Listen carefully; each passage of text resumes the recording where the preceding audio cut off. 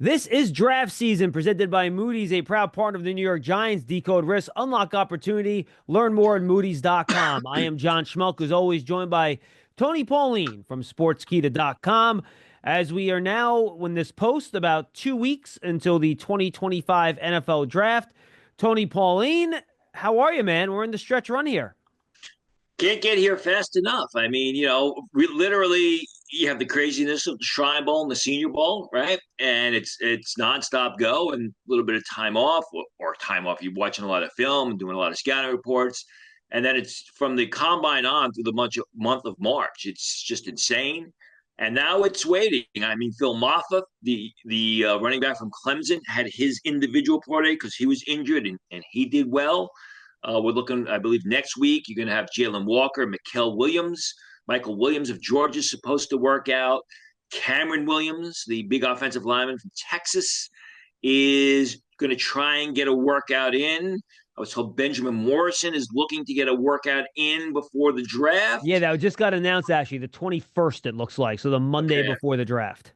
All right. So and he had that hip injury. And we'll wait and see. And then the draft is upon us. The 21st is the day after Easter for those of us who celebrate that holiday. And I know that they were trying to. I spoke with their agents after the Notre Dame pro day. They were going to try and fit it in with the Georgia workouts. The two guys I just mentioned, as well as Cameron Williams. We are live from the Hackensack Meridian Health Podcast Studio. Keep getting better. Today, we're going to do a little more news because we had the Colorado Pro Day late last week. We'll touch on that quickly. And then we're going to do our top 10s on defense. Last week, we did offense. This week, we will do defense. I tried to get through as many guys as I could to keep up with Tony. I'm going to be short on the linebacker and safety positions, which those are the guys I always do last. And glad to get Tony's top 10s, and we'll debate back and forth on some of these guys. But Tony, Colorado's Pro Day was last week. They called it the showcase for Shedeur Sanders, Travis Hunter, who didn't do any testing, didn't run any routes. He did run routes, did not do any testing. And then you had the other Colorado wide receivers catching passes from Shedeur Sanders as well. What was your takeaway from what you saw? Well, the big takeaway was, with Travis Hunter trying to send a message because he did receiver position work, but he didn't do any defensive back position work. Was that a message that, hey, I want to play receiver at the next level?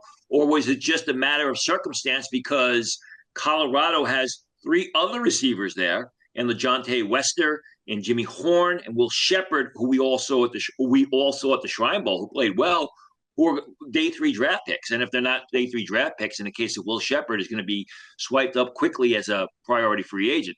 So, in my opinion, or what I'm asking is, was that planned by Hunter? I'm just going to work out with the receivers. I'm not going to do any defensive back drills. Or he didn't do any defensive back drills because he doesn't want to get exposed. I mean, this is a guy who, if you're watching the past 2 years, rarely ever backpedaled. And if you watch those position drills, whether it be at the Senior Bowl, whether it be at the Combine, the pedal turn run, pedal transition run, that's something that they emphasize. In fact, that's the first position drill that they do with the defensive backs at the Combine. Back pedal, transition, flip your hips to the left, and transition to run forward, and then do it again with your flip your hips to the right. And, was it something where he just didn't do it because he doesn't want to get exposed? That's interesting. The three receivers that I mentioned worked out very well. I think they all helped themselves. Some of them timed for the set, ran the 40 a second time from the combine, caught the ball well. Shedeur Sanders, we were texting back and forth. Passes were a little bit wobbly, but he threw some nice balls, especially downfield. I thought he was accurate. I thought the timing was there. But, he's in the friendly confines of a place where he's practiced the past 2 years with the receivers that he's been throwing to for the most part the past 24 months. So you better have a good pro day workout throwing the ball. Yeah, I don't think it moved the needle either way. When No. you talk to agents, Tony, and scouts and stuff like that, if Travis, and he's plenty fast. I'm just curious. What do you think his 40 time would be if he ran? He was estimated at about a 4.53 guy. And I remember I mentioned to you, and I would suggest anybody, you go back and you watch this game against Central Florida, and there's a play, I think midway through the second quarter, it was the second possession for Central Florida where R.J. Harvey broke into the open field down the left side. I remember this play, and ran away from Travis Hunter. Travis Hunter could not catch him. So go back and watch that game. I'm sure you can catch it on YouTube, find it on YouTube somewhere. And like I said, midway through the second quarter, open field, RJ Harvey just ran away from Travis Hunter. If he didn't run away, Travis Hunter made up no ground.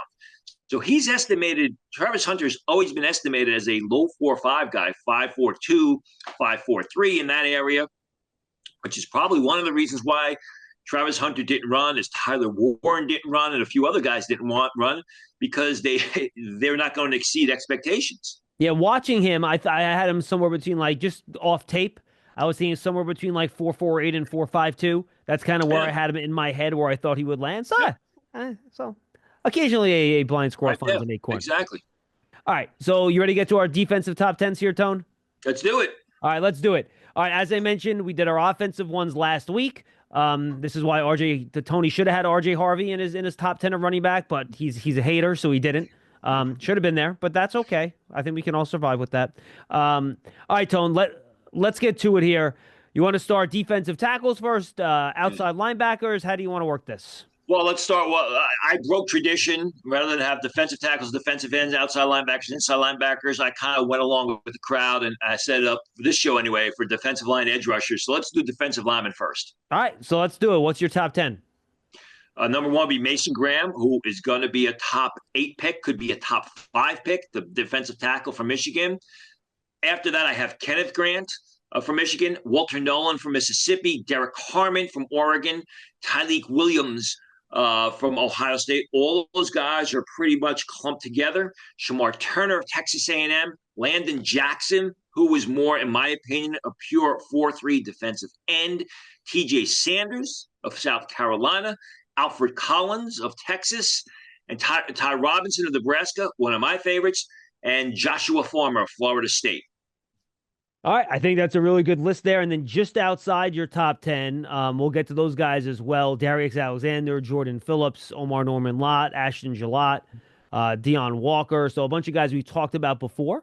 So we can touch on those guys as well. All right, Mason Graham at 1, Tony, is not a surprise. You know, he's not the biggest, most athletic guy. I don't think he's done any testing yet, right, since this post-draft process. So we'll never get numbers on him, which is fine. He's just a really good football player. Grant, we've talked about, really big. I don't know if he is quite the promise of a Dexter Lawrence. I'm not sure if he's that good athletically, but he certainly is kind of in that category. And then your other first-round pick is Walter Nolan. Why do you have Nolan graded higher than Derek Harmon? Because I watched both guys. I like Harmon better. He's a good 15, 20 pounds heavier. And I just think he is a little bit more pass rush variety to his game. Yeah, Nolan did not stand out at the Senior Bowl. In fact, you could say he had a bad Senior Bowl. But when you watch the film, he's just a playmaker in the SEC. He's constantly penetrating the offensive line, making tackles behind the line of scrimmage. If he's not sacking the quarterback, he's forcing the quarterback to leave the pocket. He's done it at 2 schools. I mean, I have them close, very close to the two guys. There's not much of a spread between them. Derek Harmon is a little bit bigger. He's a little bit taller. Derek Harmon isn't a real stout, overpowering guy, but he is athletic. He has upside. I just like Nolan's film better the past 2 years. Fair enough. And then the other guy you have kind of in that 1-2 mix with Derek Harmon is Tyleik Williams. Right. Now, he's really a run stuffer, right? To me, and I'll put Grant because I think he has some pass rush upside there. You know, you watch Tyleik Williams, I don't know how much pass rush upside there is there, Tony, but that's also fine because he is an excellent run defender. To me, he is one of the safest players in this draft at the top of round 2. Maybe not a pure pass rusher, but we talked about this during the college football playoffs, and I thought that Tyleik Williams helped himself as much, if not more, than any player during that college football playoff run, in the sense that he was constantly attracting double teams. He was constantly penetrating the line of scrimmage, and what he did was he opened up opportunities on the outside for guys like Jack Sawyer and JT2 and Meloa, and we saw what Jack Sawyer did. So, I agree with you. Maybe he's not the greatest pass rusher in the world. 6'2.5", 322 pounds. He's powerful. He's athletic for a 322-pounder. So, you can use him in both 3 and 4 man fronts. I just love his upside. And I like the fact that Tyleik Williams was a much better player in 2024 than he was in 2023. He could have entered the 2023 draft and maybe he's a late day 2 pick, I think he really improved his game last season. He's a guy that's shown constant progress in his game. And then two guys I'll put into the same category, Tony. And you mentioned Landon Jackson. We will get to him. But your sixth and eighth best defensive tackles here to me are guys, when you evaluate them, they're going to fit the same role. And it's just a matter of which one you like better. You have Shamar Turner as your number six defensive lineman here, 6'3", 290, three technique defensive tackle. And then two spots later at number eight, you have TJ Sanders, the defensive tackle out of South Carolina, another upfield, three technique, smaller guy. Why Turner ahead of Sanders? Well, because I think Turner was a better player. I think he's got better upside. And the thing about he's also a slightly better athlete. The thing about Shamar Turner that people don't understand was and I wrote about this at the Senior Bowl, he had a stress fracture in August. And what Texas A&M did, rather than let the stress fracture heal, was they came up with some option where they put a rod into his leg so he could play. So he was basically playing injured last season, which is why he didn't do a lot of testing in the run up to the draft, because he was still healing from that stress fracture as he should have in the beginning of the season. But Texas A&M wanted to put him on the field. He's a guy that flashes brilliance to me. I love his upside. He's not there yet.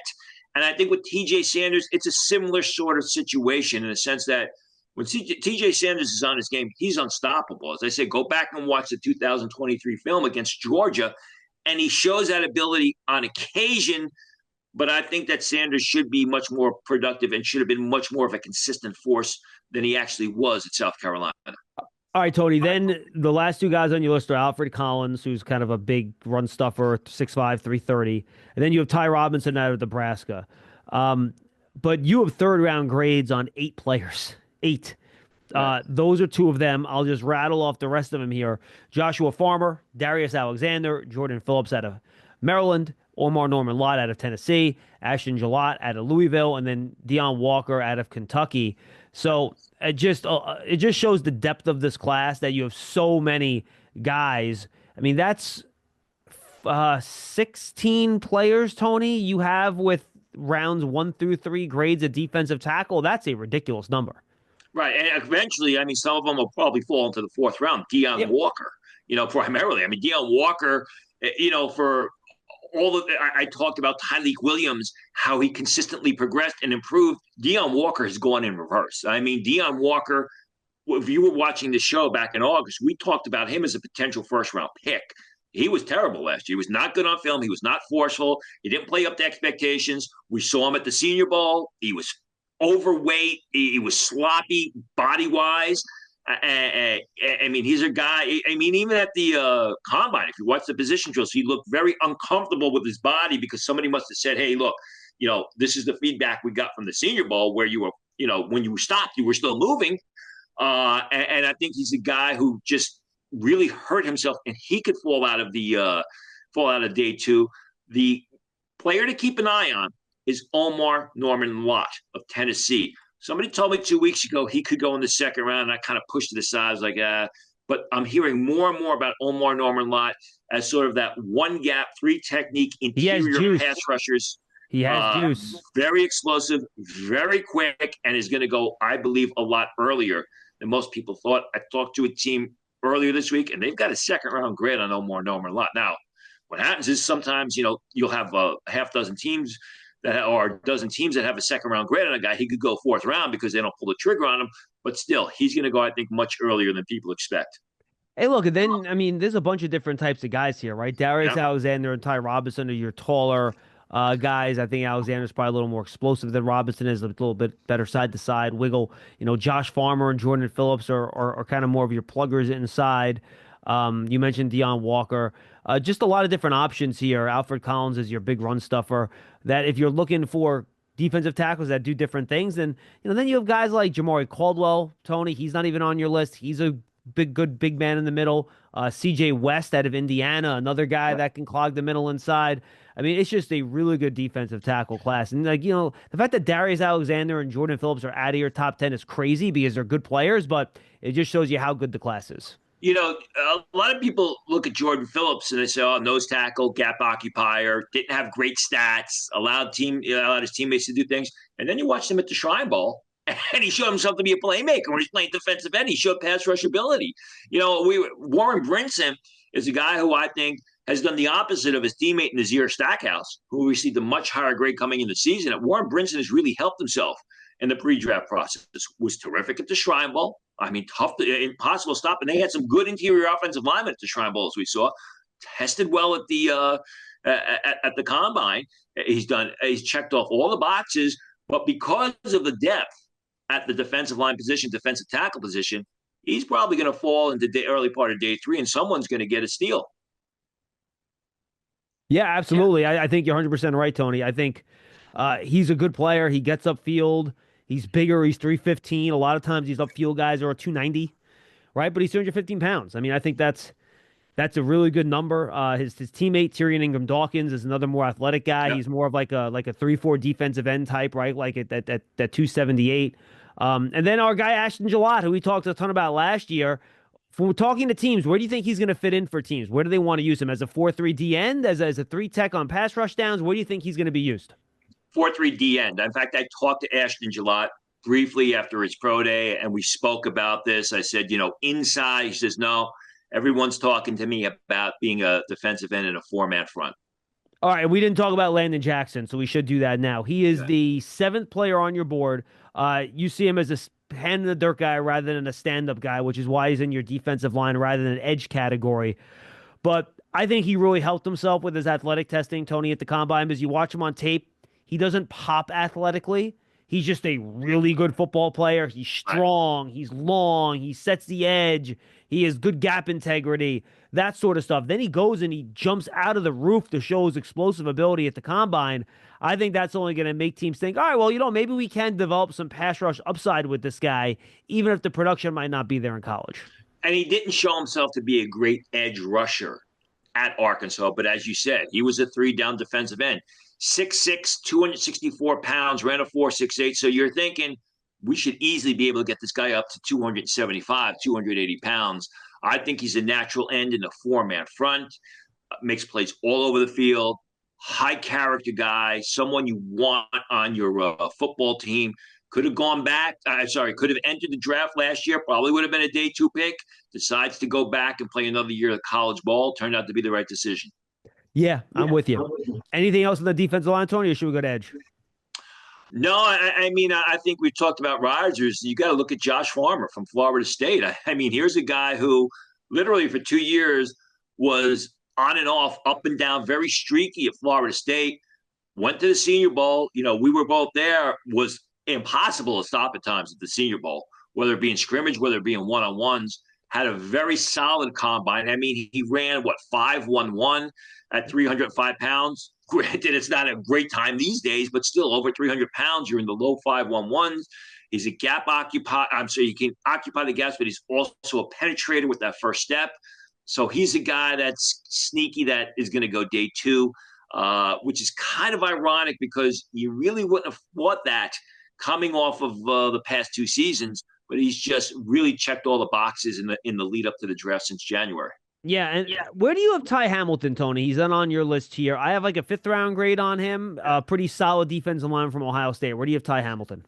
Late rounder. I think he's a smaller guy. I agree with you. He's quick. He's explosive, but he's a smaller guy. He is a 1-gap 3 technique type, which I think minimizes his risk. So you don't know what's going to happen when it's a different situation where the players to the left and to the right of him are not named Tyleik Williams, JT Tuimoloau, and Jack Sawyer. No, I'm with you on that. All right, again, just a really, really nice group at defensive tackle. And I think really, Tony, the sweet spot for that position is probably going to be at the top of the 3rd round. I think once that first tier of guys go off, I think like 30 to 40, I'm not sure I go Shamar Turner and TJ Sanders, or I think it's a little too rich for me. But I think once you get to the top around 3, if you don't get one of the Harmons or the Grants or one of those guys or Tyleik Williams, then I think you're probably better off waiting until the top round 3 to pick one. Well, yeah, I mean, and some of them are eventually going to fall into the 4th round, yep. And you get good value the top of day 3. No, I'm with you on that. All right, for the edge players, we got. I'll let you list your 10. Give me your 10, Tony. What do you got? I got Abdul Carter, obviously from Penn State, going to be a top 3 pick. Michael Williams of Georgia, A tremendous amount of upside. Jalen Walker of Georgia, one of my favorites. I'll get back to him. Then James Pierce of Tennessee, Michael Green of Marshall, Nick Scourton of Texas A&M, then Shamar Stewart. We'll talk about that for a while. JT Tuimeloa, Femi Oladeju, ahead of Donovan Ezaraku of Boston College, which I know is going to freak some people out. Jordan Birch of Oregon, then Kyle Kennard of South Carolina. Okay, I'm going to give you my 10. It's very similar. Just the guys are a little bit out of order. And we should note that, like Green, Scourton, Stewart, even Pierce to an extent are all fairly close together on your rankings. There's not a whole lot of separation, though I guess Pierce is a little bit higher than the other three. So my group, I have Carter 1. I got Jalen Walker number 2. I got Michael Williams number 3. So our top 3 in slightly different order, but the same. I have Mike Green as my 4th guy. I have Stewart as my 5th. Ezaraku as my 6th. Pierce as my 7th. I have Landon Jackson in my edge category, so I have him next. Then I have Nick Scourton, Princely Uman-Mielen, and then I have Kyle Kennard. And then you get into the Oladejos, the Tuimealaus, the Sawyers. It's just another deep group, Tony. And again, I think if you're picking at the bottom end of the first round here, top of the second round, you're going to have a very good edge player available to you. I think, I wrote an article about this in Sportskeeda. How many edge rushers are going to go in the first round? It depends on when that first guy in that second group. Right. And the first group is Abdul Carter, Mikael Williams, Jalen Walker. When that player is selected, do the Bengals take an edge rusher at 17? Well, tell me real quick. Those first 3 guys you mentioned, Carter, Walker, Williams. Let's start there real fast. Right. Do you think all 3 of those guys are like top 10, top 12 players? I think Carter and Mikael Williams are top 10 players. The guy to watch is Jalen Walker. I mean, he's 6'1", 200. I love him as a player. Yeah, me too. Go back to what you said about Landon Jackson. He's not the biggest guy in the world. A lot of teams have him on their linebacker board. But in my opinion, that's the beauty of Jalen Walker. He can rush the passer. You can use him in space. You can use him in pursuit. That's why I like Jalen Walker. But the fact that he's 6'1", he's got a funky type of body, has kind of downgraded him on some teams' boards. But I expect him to be a big-time player on Sunday. Where does he go? I don't know that he's going to go top 10. Obviously, you got to look at Carolina. Do they take Jalen Walker? Do they take Mikael Williams? If he doesn't go top 10, he'll go top 15. Good. All right. So now, once those 3 are gone, you were saying the key is when the next guy goes, right? Right. But if the Bengals, who have the 17th pick, take an edge rusher, you could see a lot of edge rushers quickly come off the board. I mean, you look at the last 4 of the last 5 picks in the round 1. You got the Eagles who go edge rusher. You got Kansas City who go edge rusher. You got Washington who's very likely to go edge rusher. You got the Ravens who go edge rusher. And then teams from in between 17 in those last 5 picks. So you could get a lot of edge rushers going, and maybe some guys – on my board, Scourton be first-round picks who, is kind of like on the edge of first-round picks. Some people like Ezaraku as a first-rounder. Some people think he's more of a second-rounder. He could go first round. And then again, the wild card is probably Shamar Stewart. I mean, where does he go? I know some teams that have him as a top 15 pick. Others are like, listen, great athlete, but, there's too much risk there. We wouldn't consider taking him until late in the first round.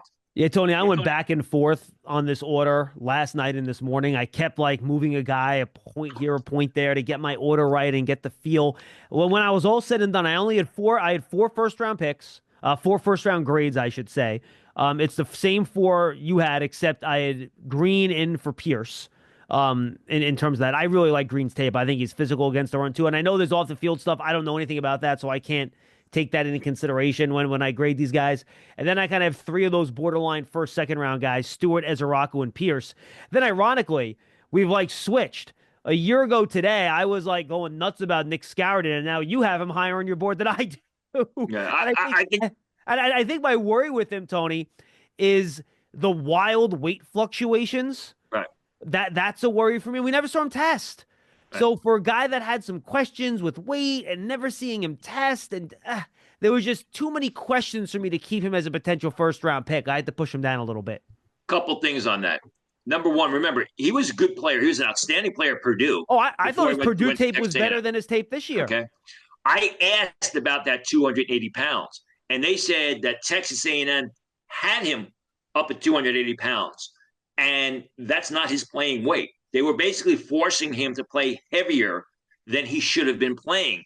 And when I asked what is his natural playing weight, they said probably somewhere around 265 to 270 Yeah, pounds. I think I asked him at the podium, Tony. I have to check my notes at the combine. I think he told me 265. Right, and closer to 265. So I understand the concern about the weight. The reason that was given to me was it was more of a Texas A&M thing than Nick Scourton going to all-you-can-eat buffets and just ballooning up to 280 pounds when he shouldn't have been. And again, And by the way, he's not the only and one. let me just say this. You say, well, that's a cheap excuse. Well, no, go back to what I said about Shamar Turner. I mean, at Texas A&M, Shamar Turner really shouldn't have been on the field the first month of the season because of the stress fracture in his shin. So it leads me to believe that, yeah, I mean, Texas A&M had him get up to 280 pounds, which was 15 pounds heavier than he should have been. And I'll throw Shamar Stewart in, Tony. He was listed at like 280 on their team website too, and then he weighs in at 260 something when we ended up seeing him at the Senior Bowl in the Combine. So that's another guy who I imagine they probably had play heavier than what his natural weight was. I mean, the issues with Shamar Stewart obviously are not going to, and I agree with you. It's not going to be its weight. It's going to be, Of course, I wasn't saying it was. Yeah, is the production or the lack of production. And are you going to be able to turn this Olympic type athlete into a three-down football player who can rush the passer, who can make a lot of plays behind the line of scrimmage? Or, as I've mentioned and written about multiple times, are you getting the next Vernon Golston, which is a major concern? So you have Tuamaleau on your list, Tony. He is number 8 on your edge rusher list. Right. Why him that high, but not Jack Sawyer? Because number one, he's a better athlete. He's a little bit bigger. He's 6'4", 265 pounds. He probably can get up to 275. I think he's more explosive, but I think there was a lack of consistency there. I mean, JT Tuimoloau a year ago, we're talking about him as potentially a late first-round pick. I don't think he elevated his game. I think he played well during the college football playoffs, as did Jack Sawyer. So, when the lights were on and bazillions of people were watching, both of those guys played really well. I just think he's a better athlete. He's got better growth potential. I think he's slightly more explosive and more sudden than Jack Sawyer is, where Sawyer is more of your workman type of lunch pail type of lineman that is a decent pass rusher. You can put him on the inside. You know what you're getting from him. I like the upside of Tuamaleau better. All right, now, Tony, I have not put my final grade on Oluwafemi Oladejo yet, and I love your bravery. I love the boldness of it because we talked about it together. We loved him coming out of the Senior Bowl. I have to finish my tape study on him. When all is said and done, would it shock me if I had him higher than Kyle Kennard and Prince Uman? It would not shock me at all. So I look forward to finishing that tape work this week. But what was it about? We talked about the Senior Bowl. What was it about what you saw on tape when you went back and watched UCLA that made you say, look, I need that guy in my top 10? Well, it was a variety of things. Number one, 6'3.5", 260 pounds, runs a 4.65, former inside linebacker that really took well to an edge rusher the only year he played as an edge rusher. Standing up over offensive tackle, and as we saw at the Senior Bowl, was moved inside a couple of times and really beat centers and beat offensive guards in those one-on-ones. Also, the athleticism to get out into space and make plays, to play backed off the line of scrimmage. I love the upside. I love the athleticism. I love the fact that he really only did it 1 year as an edge rusher, whereas Ezraku was a really good edge rusher, but for a couple of years. So he's still learning the position. And I got to spend a lot of time one-on-one with Femi Oladejo at UCLA, and he's just a likable, interesting guy. I've mentioned this a couple times.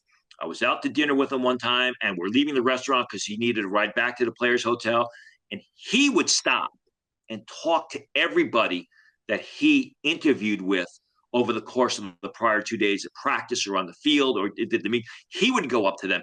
And I said, that ability to be that observant is just something that is really, really key. I mean, he went to Cal, so he's got to be a pretty smart guy.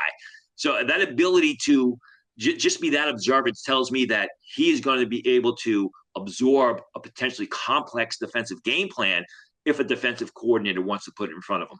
All right, you have Ezeraku as the final guy, 10, Tony. And I Right. have Ezeraku as the sixth guy on my list, but I don't Right. think there's really that much separating. I have like a really end of the first round, beginning of the second round grade on him. You have a second Right. round grade on him in your thing. So I don't think there's much distance separating them. For me, I don't see the first round pick, Tony. I don't think at that size, if I'm going to pick you in the first round, you better be a lights out athlete. I think he's a good athlete, maybe in a very good athlete, but he's not like a lights out athlete. So I think he has a really good variety of pass rush moves. I think he's physical and he Right. tries hard against the run. And I originally had a pure second round grade on him too. What pushed it up for me, I had a chance to talk to him for about 7 minutes or so at the Senior Bowl. And like I could see that guy running Goldman Sachs one day. He is such just like Right. a smart, put together guy, and he was so impressive. I kind of bumped him up a little bit of a half grade for me. And he also ran a great. I mean, he didn't run the 40 in the pre-draft process, but he ran a great three cone and he Yep, ran a good short shuttle. So and that is prevalent on film yep. in the sense that he's not just an up the field guy. He can get out laterally and make plays in pursuit. I love him as a college football player. The film, and remember, here's a guy. You may not know this, but Ezra Rocker was given late round grades coming into the season. He was not projected as a top 45 pick, which Oh he's wow, I going to didn't know be. that. But I mean, 6'2.5", 245 pounds. How much weight can he carry? How is he going to hold up against the run? As opposed to say Oladeju, who's 6'3.5", 261 pounds, and as we saw at the Senior Bowl, when he was moved inside to go up against some of those interior offensive linemen in the one-on-one, he beat the bigger guys on the inside. He did. And then right outside, but also at second round grades, Tony, you have Jordan Birch, someone we've talked about. I think is this the third year we're talking about Jordan Birch? I Yeah, think we keep exactly. saying he's going to come out. And then Kyle Kennard, who was the not just the SEC Defensive Player of the Year, he was the college football Bronco Nagurski Award winner for like Defensive Player of the Year in college football. And I'm not sure you're going to get a dynamic pass rusher with him, but you're going to get a really, really good football player. Yeah, but again, you compare him to Ezra. He's 6'4", 254 pounds, ran a 4.73, which is faster than people expected. He was assumed to be a 4.8 guy. He runs a 4.73, so it's faster than what people expected. I mean, Jordan Birch has got top 20 measurables, top Yep. 20 computer numbers. 6'4.5", 279 pounds. Ran a 4.67 at the combine in the lead up to the draft. Plays to those measurables, but he's up and down. He's very streaky. He's been injured. He'll make flash plays and then he disappears. So, I mean, if you get Jordan Birch in round 2 where he's going to go, you coach him up, he stays healthy, and you get him to play to his potential, you got a first round pass rusher in day 2. Yeah, and then round 3, you got guys like Josiah, or round 4, guys like Josiah Stewart, who's a really Yep. good player. So it's just a really, really we mentioned Sawyer out of Ohio State. I think edge might even be deeper than defensive tackle, Tony, but those two positions are going to absolutely dominate the first 3-4 rounds of this draft. And edge rusher could dominate the bottom half of round 1. Yep. As I said, keep an eye on Cincinnati because I think that's the area where the run may start. If it doesn't start with Cincinnati, there's going to be some real good pass rushers left over at the top of day 2. All right, now let's get to the off-ball linebackers, Tony. Jihad Campbell leads the way, not a surprise. You don't have a true first-round grade on him. He's borderline for you. Really good player. I know he has a late injury, right? A shoulder thing that came up with him, right, if I'm not mistaken. 6'3", 235. He's built like a tank. They line up all the linebackers to talk at the combine, and he just looked like a guy that played a different position than a lot of these other guys. But you have him at 1. Carson Schlesinger out of UCLA, who was a walk-on at number 2. Great story. Danny Stutzman out of Oklahoma. You have Kyle Kennard as a crossover here. Barrett Card out of Clemson, someone we talked about a lot on last year's show heading into the draft. Demetrius Knight, someone who had a really nice Senior Bowl. Jeffrey Bassa also had a really nice Senior Bowl out of Oregon. Yep. Cody Simon out of Ohio State, who we've talked about a bunch. And then Nick Martin out of Oklahoma State and Kobe King, brother to Kalen King out of Penn State with a 4th-round grade. But this is not the best off-ball linebacker class. No, and it's because it's a position or an area that's been diminished. I mean, most of you are your Jalen Walkers, your Nolan Smiths of the world are used as pass rushers. Your Abdul Carters of the world are used as pass rushers. Remember, you go back and you watch 2023 film, even 2022. Abdul Carter was more of a traditional linebacker Yeah. at Penn State, and he did a great job. But they moved him up at defensive end last year, and he's going to be a top 3 pick. So it's not the greatest class because it's being marginalized on the college level, which carries over to the NFL. Now, I mean, Jihad Campbell is great in space, goes sideline to sideline. People think he's going to be or it could develop into a great pass rusher. Great. I don't care about that, but I see a guy who can play 3 downs on 3rd and 8 to cover tight ends or running backs on 3rd and 2 to stack against the run, or he can get outside the box and make plays in pursuit. Carson Schweschinger is a guy who's coming off a tremendous campaign. I mean, his production went through the roof last year. And again, like Jihad Campbell, he's very athletic. He makes a lot of plays sideline to sideline. He covers a tremendous amount of area on the field. 6'2 and a half, 242 pounds. Had a good pro day. He had an individual pro day, which I reported about a week ago, April 2nd. So it's just about a week ago. Didn't run the 40, but everything else was really nice. I think the thing with Schlesinger is it's a bit of a gamble in the sense that he's only really done it for 1 year. He was on the UCLA team, but he's more of a special teamer and a rotational guy, excuse me, rather than a starting linebacker. Danny Stutzman, I think a guy that's kind of gotten lost in the shuffle here, was a real good player at Oklahoma for 3 years, more of a run defender, but can also cover the pass. He doesn't do it as well. So you're looking more as an inside linebacker in a 3-4. Barrett Carter of Clemson, your traditional weak side linebacker. When we had traditional weak side linebackers, your 4-3 weak side linebacker that you use in coverage, you use in pursuit, smaller guy, 6 foot, 231 pounds, runs and plays to a 4.55. I think Barrett Carter, a lot of people expected more from him this season. People thought when he went back to Clemson after the 2023 campaign, he's potentially a first-round pick. I don't think it happened. Didn't happen to a lot of those Clemson guys. They kind of fell off. Demetrius Knight is the guy that's is the flavor of the month right now. As you hear my dog going crazy in the background, I apologize. Tony, Tony, he loves Demetrius Knight. I understand. There you go. I'm pumped up too. Or he's not, or she is not too happy about what I'm saying about Barrett Carter. But I mean, Demetrius Knight, 6'1.5", 245 pounds, 4.58, plays faster than that. Plays with just a violence in his game. I mean, he's a guy who, looks to take on and attack opponents, whether it's stacking against the run of the box or getting out to the sidelines. I mean, he looks for physical contact. No question. Jeffrey Bassa is a converted safety, correct, if I'm not mistaken, so he can move really well, really smart player too. And then I want to go down at your list, the post. You have Jack Kaiser at 13. It's funny, coming in to the Senior Bowl, he was one of the Notre Dame guys, despite the fact their season went long, playing the Senior Bowl anyway. And I was expecting this big, stiff guy that couldn't move. He was actually really good in space and in coverage at the Senior Bowl. I talked to him for about 10 minutes. He's a really smart guy. I think Jack Kaiser could be a low. I know he's small, only 6'1", 230, but I think he's going to be a good football player if you get him in the right spot.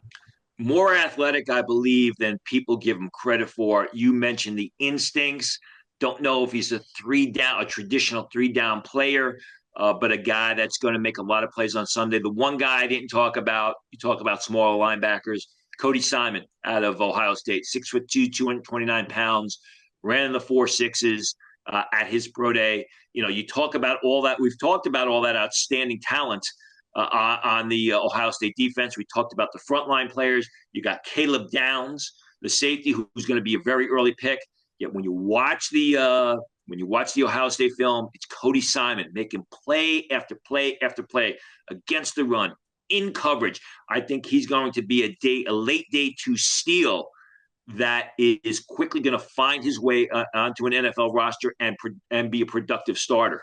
I like it. Moody's is a proud partner of the New York Giants, uniting the brightest minds to turn today's risks into tomorrow's opportunities. Learn more at Moody's.com.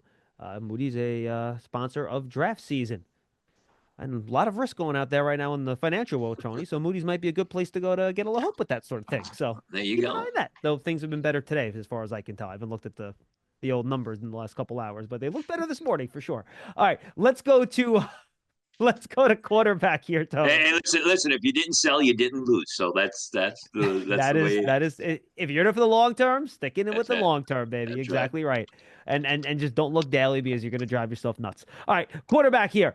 Will Johnson, number one for you. Jade Barron, number two. Chavon Ravel, and I believe there's I think it's Savone. I don't think there's an H in there. I think it's pronounced just Savone Ravel as I figure some of these guys out. Maxwell Hairston, number four. Trey Amos, number five. This is very similar to my list here, Tony. Of Benjamin Morrison, number six. Azare Thomas, number seven. Jacob Parrish, eight. Kobe Bryant out of Kansas, nine. And then Dorian Strong at number 10 out of Virginia Tech. I'll give you my list really quickly. I have Hunter as a corner here. So I have Hunter as one. Barron, two. Will Johnson, three. Ravel, four. Trey Amos, five. Maxwell Hairston, six. Azare Thomas, seven. Benjamin Morris, ace and eight, just because of the injury. And then I have Jacob Parrish and Darian Porter round out my top 10. A lot of love for Porter in the scouting community. I'll tell you right now, he's down on my list, but teams I've talked to have him as a potential day two pick. I mean, 6'3", 210 pounds, ran what, a 4.30 at the combine. So he's got the physical skills. There's no doubt about it, but he needs a lot of work on his game. Where do you take a guy like that? Some teams could take him in the third round because of the upside. I mean, I have a it's third not a round good, grade on him myself. That's what I yeah, have on him, a three. it's overall, it's not a strong cornerback class. I mean, there's a lot of questions. Will Johnson is my number one cornerback, but it's more based on the strength of what he showed in 2023 than his play in 2024, where he was suffering with a turf toe injury. His play was up and down, gave up a lot of underneath receptions. Again, new defensive coordinator there in Wink Martindale, guy Giant fans are very familiar with. Was it the scheme? Was it the system? He wasn't playing press. He was playing backed off the line of scrimmage. Was the injury bothering him? I think Will Johnson, before the season started, we're talking about as a top 10, potential top 8 pick. He's fallen off significantly. Jade Barron, is he a slot guy? Is he a nickel guy? Is he an outside cornerback? I Those like him questions. better outside, Tony. I thought his outside tape was better than his slot tape, to be honest with you. I really did. And the fact is this, you look at most depth charts, nickel backs are starters now. I mean, they start three cornerbacks. So, and Jade Barron, he's feisty, he's aggressive, he doesn't lack for confidence, he rebounds well from mistakes, which is what you want at the cornerback position. And his game is on the upswing. Chavon Ravel, I apologize, from East Carolina, however you pronounce it. I mean, a guy who probably could have competed to be the top cornerback in this year's class. Absolutely. Were it not for a knee injury he suffered in practice. I mean, 6'2", 194 pounds, projected to run under 4.4, and in my opinion, showed a lot of progress early in the 2024 season, where in 2023, he was doing a lot of face guarding. I saw a guy who was getting his head back around and tracking the pass in the air. But the injury is going to set him back because obviously you don't know when he's going to be 100%, and it slowed his development. A lot of teams like Maxwell Hairston. I mean, that 4.28 that he ran at the combine, he's a lot like Jade Barron in that he's a feisty guy. He likes to mix it up. He rebounds quickly from mistakes, a little bit unpolished. Trey Amos, I like the progress that he showed in his game last season. Went from Louisiana to a part-time player at Alabama to a guy who was a starter consistently last year at Mississippi and seemed to get better and better. Then you have Benjamin Morrison and Azare Thomas of Florida State. Benjamin Morrison, I have a second-round grade on him. Most teams view him right now as a late second-rounder. Similar situation to Ben Johnson, although it's magnified some because his injury is a bit more severe. Azare Thomas, a guy who had a real good season, had an outstanding senior ball, and then ran 4.58 at the during his pro day workout. He plays faster than that, but still, I mean, 4.58. You have to decide where you're going to draft a player like that. Are you going to have to put him in a scheme that protects him, or are you comfortable with him in man and press coverage and man-to-man coverage, even though he's shown stopwatch wise not to have the great speed? Yeah, I think I'll just say one thing about Azare Thomas, Tony. He doesn't have great speed either. I think, and it's weird because you think press man, you need to be really fast. I don't like his side to side quicks, Thomas. Like we saw him try to guard Tez Johnson at the Senior Bowl, and it was a disaster. I mean, he just got destroyed. And I worry about him in space against quicker guys. I think he's really good. He's big. He's strong. He's got good arms. He can press. He can get people off. I think that's if you want to be effective with Azare Thomas, I think you have to be a press team. Yeah, yeah. I mean, not too many people were able to cover Tez Johnson No, that's true. at the. The other guy. A similar situation is Kobe Bryant, who we saw at the Shrine Bowl, He where was he was great. tremendous for 2 days of practice. He wouldn't shut up. He let everybody know when he made a good play, but barely broke 4.55 in the lead up to the draft and at the combine at the pro day. And he's a bit of a slimmer guy. I don't want to say smaller, slimmer guy, 6 foot, 180 pounds. We saw him, he looks like a slimmer guy. Is he pressed? Is he zone? Is he backed off the line of scrimmage? Is he a nickel? Is he an outside guy? Is he a mix of all of them?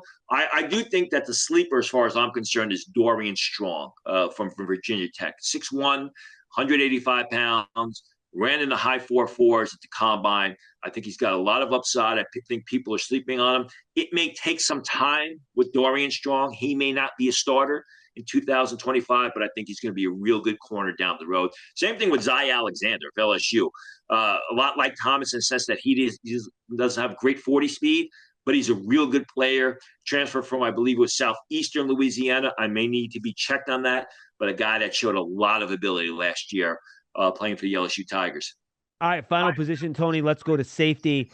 You have Nick Emenware as your number one safety. So do I. You have Malachi Starks as your number two guy. Xavier Watts as your third. I actually have those two guys swapped. I have some issues with Starks I want to talk to you about. Maybe I'm missing something, but I want to have that conversation. Andrew Makuba at number four for you. Watts, by the way, and Makuba, along with Billy Bowman and R.J. Mickens, who are next, all have third-round grades for you.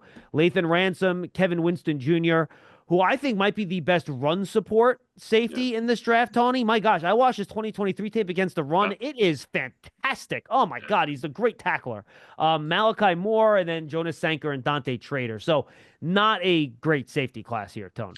No, go back to Kevin Winston. Watch the early film. I think it was the West Virginia game. I mean, you see explosion. You see a guy who craves physical contact. He fires up the field and throws his shoulder pads into the pile. The thing is, he had that injury, only played 2 games last season. The ball skills are very rough around the edges. And by the way, Tony, he only had 1 year starting before this year, too. He didn't really start as a freshman, so he only has 1 year of starting. So, and the ball skills are very rough around the edges, so he's a bit limited. Where do you draft a guy like that? I'll tell you this, a lot of teams like Jonas Sanker. I have him down my list in the 5th round. A lot of teams have him as a day 2 pick. Tested very well at the combine, played well at the Senior Bowl. We saw him at the Senior Bowl, made some really nice plays. Good size, 6'1.5", 6'1.5", 206 pounds. I have him later on. Teams have him more so in day 3. You start at the top, Emenware. I mean, had a great workout at the combine, ran 4.38. Really didn't do much testing after that, even at the pro day, but was a good player at South Carolina for 2 years. I believe he had like 4 interceptions. He is not a Shamar Stewart type in the sense that he's a great athlete who doesn't have the production on the field. Emenware has that production. He's got the ball skill. Funny thing, Tony, at that size, unlike Kevin Winston, I don't think Emenware is a great run defender. I almost think he's better running in space and coverage at 220 pounds than Starks is, which is weird. Well, that could also just be the system as well, because he's and those interceptions were not opportunistic interceptions. They were the result of good ball skills. And the thing with Emenware, the 4.3, it's not just straight line speed. He's fast out to the sidelines. He is fast laterally. A little bit hesitant when the ball's in the air. But the thing is, at 220 pounds, can you play him over the slot receiver? Is he a strong safety? Is he just a much faster version than Kyle Hamilton, who's turned out to be a real good player? Where are you going to use him? That's going to be your concerns. Malachi Starks, you said you've got some concerns about him. Lay him on me, brother. Yeah, I got you. So For a guy that's his size, not the biggest guy, right? Just 6'1", 197. I was expecting and somebody a lot twitchier. Like, I don't think the speed's a problem. I think 4.5 is fine. I didn't see speed as an issue with him. I think when you line them up in a slot against receivers, he was not good. Like, he is not very good covering in the slot. He had a couple bad missed tackles on tape, but I actually do think he's actually a pretty good tackle overall. I'm not worried about it necessarily. I do think he's a smart player. I like him going downhill. I don't like him going like changing direction and stuff like that in coverage. And when you're people have made the Brian Branch comparison with him, I think Brian Yeah, Branch is a far better coverage yeah. player than Starks is. Yeah, and some people had Brian Branch because of the size listed as a cornerback, if you Yeah. remember the year leading up to his draft. I would agree with you. I still think Starks is going to be a darn good free safety, a real good center fielder, keeps the And action by the around. way, you have a 1-2 on him. I have a second round grade on him. So there's not that much different there. I just happen to really like Xavier Watts. I was expecting not to like him where, quarterbacks are just making bad throws or going right to him. And there were a couple of those on tape, but he really drives on the ball well. Even his pass breakups, like he gets his arm around these receivers to knock the ball away. I just think he does a great job locating and attacking the ball. Stouter than Starks, probably not as fast. I think, Agreed. on a Notre Dame defense that didn't have great talent. You talked about Kaiser before. They had guys up front in RJ Oben and Riley Mills and Howard Cross, who I think overachieved, got the most from their ability. I thought he was really the straw that stirred the drink, to steal a term, in a sense that he was there each and every week. And we saw it through the college football players. Very consistent. I don't know what kind of upside he has, but that's okay because you're going to get a guy who could potentially produce early on as an NFL rookie. Yeah, I see both him and Starks as guys that are going to be better playing deep than playing close to the line of scrimmage. And then the one other guy I want to throw out that you have him at 5 on your list here, Tony. And look, he's only 5'10", 192. Billy Right. Bowman is a hell of a football player. He Right. can cover. He knows how to locate the football. He's smart. And look, I stood next to him at the combine. He is small. Like he looks like a slot corner. That's what he looks like. But that dude can play football, man. He is a good football player. The irony is NFL teams were not real happy with the 2024 film. In fact, he ended the season with lower grades, and then he came into the season. But the fact is this: I agree with you. As a sideline to sideline center fielder, as a guy that's got excellent range, as a guy who tracks the pass in the air, not the biggest safety, but we've seen small. You mentioned Brian Branch, guys who were smaller safeties who were very productive on Sunday, and I think Bowman fills that hole. All right, Tony, in conclusion here, just give me your basic rundown of what we just talked about. What does this defensive class in the 2025 NFL draft look like? If you're looking for a guy in the defensive backfield, it's a roll of the dice. Your frontline players, your interior defensive linemen, your edge rushers, a lot of talent there, quality as well as quantity. So that's the place to be. I do like some of the linebackers, although your off-ball linebackers, although they're limited. So I think the deeper in the defense you get, when you go from first to second, second to third level, the more risk there is. Who are your favorite guys up front that you think people are a little bit too sleepy on? Well, I mean, Femi Oladideju, as we've spoken about, keep an eye on him. I think a linebacker that people aren't talking about is Dumas Johnson of Kentucky by way of Georgia, who a lot of people aren't speaking about. He's more of a stouter, punch in the mouth type of linebacker. I'm a big fan of Nick Martin, a little bit smaller, 5'11 and a half, but you want to talk about a guy that goes sideline to sideline and a guy that plays much bigger than his listed size. I mean, he's someone who plays lights out. Carson Bruner of Washington, who's probably going to be an early day 3 pick. Smaller guy, 6'1", 227 pounds, but a 3-down linebacker that can play in space, pursues well against the run, can cover in certain situations, and a guy who gets the most from his ability. I mentioned Zy Alexander of LSU, who's going to be a day 3 pick. If you're looking for a safety, Dante Trader, probably going to be a 5th-round pick. Not the greatest athlete in the world, doesn't time that well, but is a terrific lacrosse player. So he's got some He's got some athleticism, or he's got some explosion in his game. He's also very, very aggressive. Has been a consistent performer at Maryland. I think he's going to be a solid selection in the middle of day three. Yeah, I thought he was pretty good at the Senior Bowl too, Dante Yeah. He made some plays in that game. All right, Tony, you've been doing a great job keeping track of all the latest rumors and news and everything and the pro days at Sportskeeda. What do you have coming up that people should keep their eyes on? A lot of news, a lot of rumors. We'll have a couple more articles this week as we get closer to the draft. The articles will be more frequent. We've got the mock draft simulator, which is constantly updated. There's going to be 500 plus players in there with scouting reports. So even after the draft, when the Giants or the Jets or the Eagles or whoever signed those priority free agents, you'll be able to get information on them. Yeah, and look, Tony's reports are the best. They're all very complete. They're excellent. Next week, folks, we're going to do an all questions show. I know you guys have questions about the draft. We're getting into it, so me and Tony will both put up tweets about trying to get questions from you, and we will try to get as many of those as we can and get all the latest news from Tony as well. Tomorrow will be a big intel week as teams finish their draft meetings. Yeah. Scouts are in the buildings. They're meeting with general managers. We'll talk about that, what Tony's hearing, and then we will have Tony's final mock draft the following week up before the draft. And then Tony will be joining us for a couple of our draft things over the weekend, too. We'll do a couple of draft season episodes. We're going to have some special shows on WFAN that Tony's going to be a part of. So it'll be a busy, busy week as we get moving here on draft season. Tony, good stuff, my friend. I appreciate it as always.